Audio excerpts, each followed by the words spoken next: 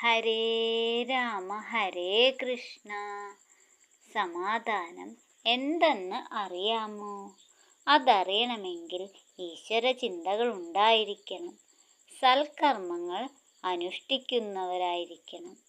സത്യധർമ്മങ്ങൾ പാലിക്കുന്നവരും ആയിരിക്കണം. അവരിൽ മാത്രമേ സന്തോഷവും സമാധാനവും ഐശ്വര്യവും എന്നിവ നിലകൊള്ളൂ. സമ്പാദിച്ചു വെച്ചവരാരും ഇവയൊന്നും സമ്പാദിക്കാൻ ആ സമ്പത്ത് കൊണ്ട് ആവില്ല. പണം സമ്പാദിക്കാൻ ഏത് ദുഷ്പ്രവൃത്തി ചെയ്യുന്നവനും സാധ്യമാകും. പക്ഷേ അത് ജീവിതത്തെ നന്മയിലേക്ക് ഉയർത്തുകയല്ല മറിച്ച് ആ സമ്പത്ത് തന്നെ അവരെ നരകത്തിലേക്ക് തള്ളിവിടുകയാണ് ചെയ്യുന്നത്.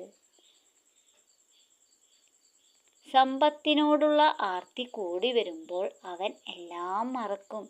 ഈശ്വരനെ പോലും ആ സമ്പത്ത് നേടിയെടുക്കാൻ ഏത് ഹീനപ്രവൃത്തിക്കും കൂട്ടുനിൽക്കും. പാപങ്ങൾ ചെയ്തു കൂട്ടും. ധർമ്മത്തെയും സത്യത്തെയും മറക്കും. എന്നിട്ടോ അതുകൊണ്ടൊരു നേട്ടവുമില്ല. ഈശ്വരനിൽ വിശ്വാസം ഉള്ളവനും ഈശ്വരധർമ്മങ്ങൾ അനുഷ്ഠിക്കുന്നവനും മാത്രമേ ജീവിതത്തെ അറിയുന്നുള്ളൂ. ഇവരെ ഒരു പരിപാവനമായ മനുഷ്യജന്മം ആസ്വദിക്കുന്നു.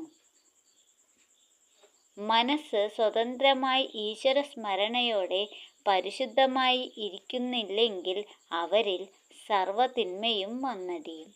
സമാധാനവും സന്തോഷവും സംതൃപ്തിയും ഇവയൊന്നുമില്ലാതെ ശരീരം ശേഷിക്കും. മനസ്സ് വിഭ്രാന്തിയിൽ അകപ്പെടും. അസുഖങ്ങൾ ശരീരത്തെ കാർന്നു തിന്നും.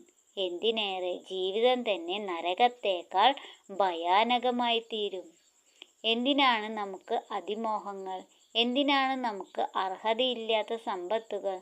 നമുക്ക് വേണ്ടത് നന്മകൾ നിറഞ്ഞ ഒരു ജീവിതം തന്നെ. അത് നമുക്ക് തന്നെ നേടിയെടുക്കാം. ഈശ്വരൻ്റെ കൃപാകടാക്ഷവും വേണമെന്നു മാത്രം. നമുക്കും ഈശ്വരനെ വിശ്വസിച്ചുകൊണ്ട് നല്ലൊരു ജീവിതത്തിനായി പ്രാർത്ഥിക്കാം. ഓം നമോ ഭഗവതേ വാസുദേവായ. സർവം കൃഷ്ണാർപ്പണമസ്തു.